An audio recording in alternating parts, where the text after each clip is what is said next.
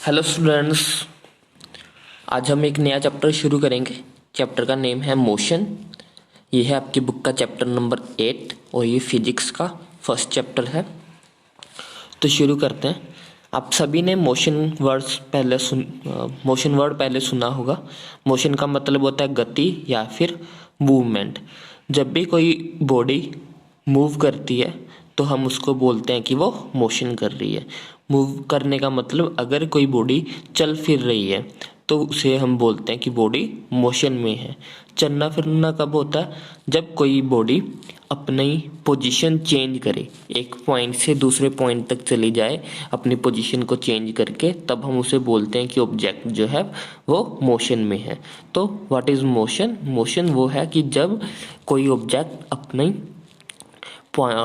Object अपनी position को change करे बार बार विद रिस्पेक्ट टू टाइम, उसको हम बोलते हैं मोशन। की वो टाइम के साथ साथ अपनी पोजीशन को चेंज करता रहे। तो रीड करते हैं चैप्टर में क्या है। In everyday life we see some objects at rest and other in motion. हम अपनी रोज की जिंदगी में ये देखते हैं कि कुछ चीज़ें जो हैं वो स्थिर हैं। रेस्ट का मतलब स्थिर मीन्स वो मूव नहीं कर रही हैं, वो अपनी जगह पे वैसी पड़ी हुई हैं। जैसे हमारे घरों में टेबल, टीवी सेट, जब तक हम उनको हिलाएंगे नहीं मीन्स वो डेली तो हम उनको हिलाते नहीं है, मीन्स वो रेस्ट पे ही पड़े हैं। और others objects are in motion, और कुछ ऑब्जेक्ट जो होते हैं वो मोशन में है। जैसे कि बर्ड्स फ्लाई, पंछी उड़ते हैं, फिश फिश स्विम, तैरती हुई मछलियाँ, blood flows through the veins and arteries. जो हमारा ब्लड है वो हमारी नसों और धमनियों में लगातार मूव करता रहता है। गाड़ियाँ मूव करती रहती हैं। Atoms, molecules, planets, stars, galaxy all are in the motion. ये सभी चीज़ें जो है वो मोशन में है। We often perceive an object to be in motion when its position change with respect to time। हम किसी भी ऑब्जेक्ट को मोशन में तब बोलते हैं जब वो ऑब्जेक्ट जो है वो अपनी पोजीशन को चेंज करे विद टाइम। टाइम के साथ साथ वो अपनी पोजीशन को चेंज करता रहे तो हम ऑब्जेक्ट को मोशन में बोलते हैं। However, there are situations where the motion is inferred through the indirect evidence। कई बार ऐसे होता है कि मोशन जो है वो हमें डायरेक्ट पता नहीं लगती, तो हम इनडायरेक्ट चीज़ों से पता करते हैं कि जो ऑब्जेक्ट है वो मूव कर रहा है कि नहीं कर रहा है। फॉर एग्जांपल हमारी एयर को हम देख नहीं सकते, तो हम ये भी नहीं पता, अगर हम उस चीज़ को देख ही नहीं पा रहे हैं तो हम ये भी नहीं बता सकते कि वो एक जगह से दूसरी जगह पे चल रही है या नहीं चल रही।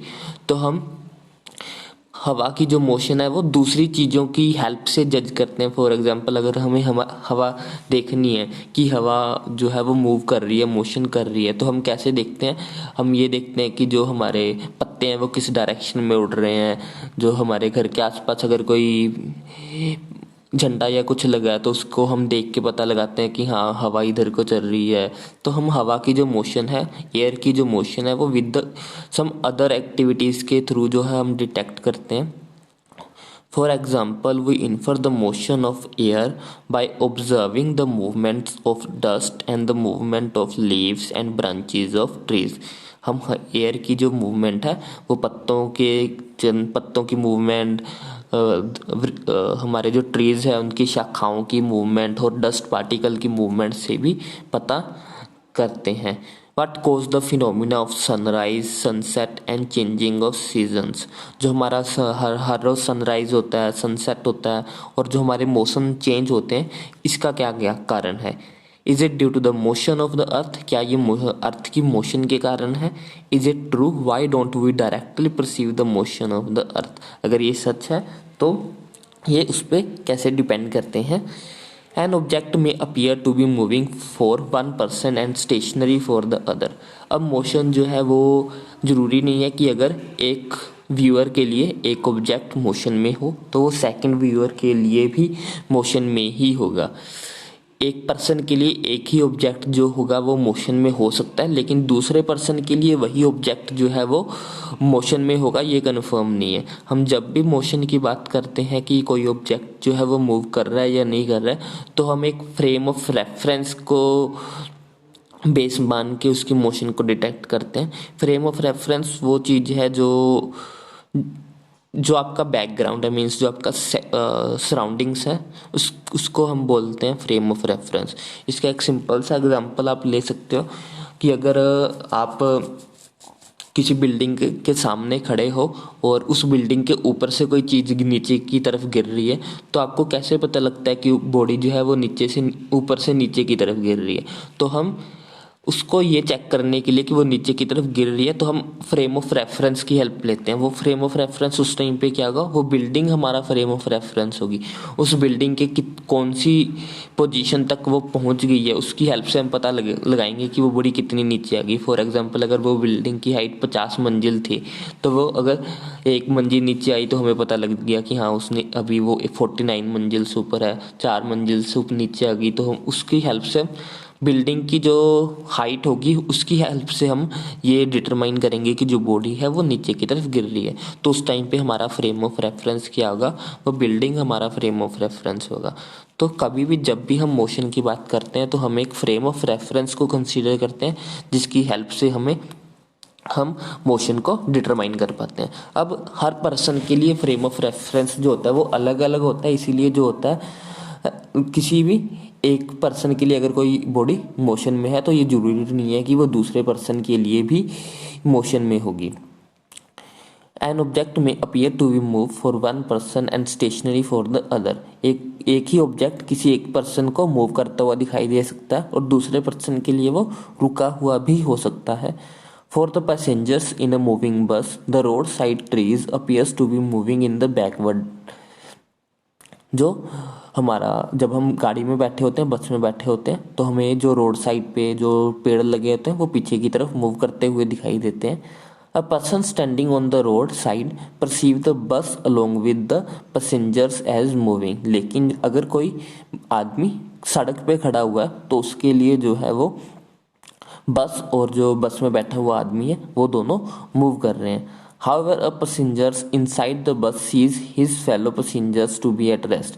जबकि जो अब क्या हुआ है यहाँ पे वो क्या समझाने की कोशिश कर रहे हैं, वो ये कहने की कोशिश कर रहे हैं कि जब एक बस में जितने भी पैसेंजर्स बैठे हैं वो सभी पैसेंजर्स बस के बाहर अगर कोई आदमी खड़ा है, उस आदमी के लिए वो सारे के सारे पैसेंजर्स जो बस के अंदर है वो मूव कर रहे हैं।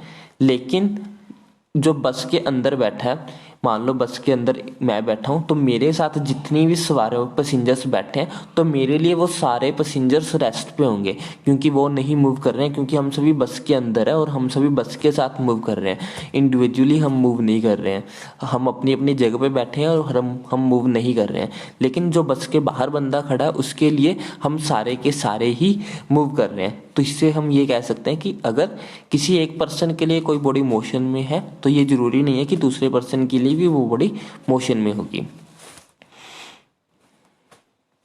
Most motions are complex. Some objects may move in straight line, others may take a circular path, some may rotate and a few others may vibrate। जो मोशंस होती हैं वो अलग अलग तरह की मोशंस होती हैं। कुछ ऑब्जेक्ट जो है वो हमेशा स्ट्रेट लाइन में चलते हैं। स्ट्रेट लाइन का मतलब सीधी लाइन में चलना, आप सीधा चलो बिल्कुल तो उसको हम बोलेंगे स्ट्रेट लाइन मोशन। अदर्स में टेक अ सर्कुलर पाथ। कुछ मोशंस जो होती हैं वो गोल गोल घूम के होती हैं, जैसे हमारी घड़ी की सुइयां हमेशा गोल गोल घूमती रहती है तो वो एक सर्कुलर पाथ होगा। सब में रोटेट, कुछ जो होते हैं वो रोटेट करती हैं और कुछ जो है वो वाइब्रेट करती हैं। वाइब्रेट का मतलब वो कंपन करना, जैसे हमारा ट्यूनिंग फोक होता है वो बार बार वाइब्रेट करता रहता है। There may be situations involving a combination of these। In this chapter we shall first learn to describe the motion of object along a straight line। सबसे पहले हम एक स्ट्रेट लाइन में मोशन के बारे में स्टडी करेंगे। We shall also learn to express such motions through simple equations and graph। फिर स्ट्रेट लाइन के बारे में पढ़ के हम उसको बाद में हमारे ग्राफ पे रिप्रेजेंट करना सीखेंगे कि स्ट्रेट लाइन मोशन को हम ग्राफ पे कैसे रिप्रेजेंट करते हैं। उसके बाद हम सर्कुलर मोशन के बारे में पढ़ेंगे।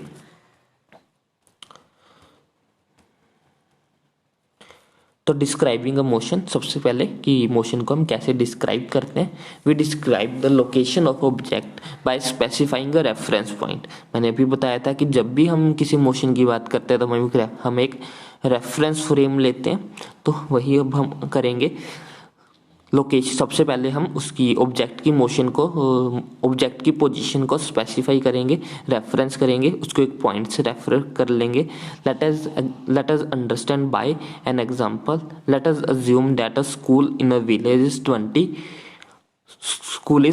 2 kilometre north of the railway station. Example के थ्रू समझते हैं इसको। यहाँ पे बोला है कि मान लो कि कोई एक स्कूल है जो गांव में, जो रेलवे स्टेशन है उस रेलवे स्टेशन से 2 किलोमीटर नॉर्थ में है। We have specified the position of the school with respect to the railway station. हमने यहाँ पे जो स्कूल की पोजीशन है वो रेफर की है रेलवे स्टेशन के साथ। हमने ये कहा कि जो स्कूल है वो रेलवे स्टेशन से 2 किलोमीटर नॉर्थ में है। अब अगर हम स्कूल का नाम ना लेते, अगर हम रेलवे स्टेशन का नाम ना लेते और हम ये बोलते कि गांव में एक स्कूल है, तो वो स्कूल कहाँ पे है ये हम नहीं कह सकते थे, क्योंकि हमने अभी कोई रेफरेंस ही नहीं बताया। अगर मुझे कोई ये पूछे, अगर आप मुझसे ये पूछो कि मेरा घर कहाँ पे है, तो मुझे आपको एक रेफरेंस बतानी होगी कि मेरा घर यहाँ पे है, इसके पास से इधर को मेरा घर है। तो एक रेफरेंस पॉइंट तो मुझे चाहिए अपने बारे में बताने के लिए। तो वही हमने यहाँ पे किया। हमने एक रेलवे स्टेशन लिया, उस रेलवे स्टेशन को हमने रेफरेंस पॉइंट बना दिया कि उस रेलवे स्टेशन से 2 किलोमीटर अगर आप नॉर्थ में चलोगे तो आप स्कूल पहुँच जाओगे। In this example, the railway station is a reference point. We could have also chosen other reference points according to our convenience. हम अलग अलग जो है reference point choose करते हैं according to our convenience. Therefore, to describe the position of an object, we need to specify a reference point called the origin. तो सबसे पहले तो हमें किसी भी ऑब्जेक्ट की मोशन को स्टडी करने के लिए एक रेफरेंस पॉइंट को जो है वो डिटरमाइन करना पड़ता है, फिक्स करना पड़ता है रेफरेंस पॉइंट, जिसको हम बोलते हैं ओरिजिन। तो motion in a straight line कल करेंगे। तो आई होप आपको आज का वीडियो लेक्चर अच्छा लगा होगा। Thanks for watching.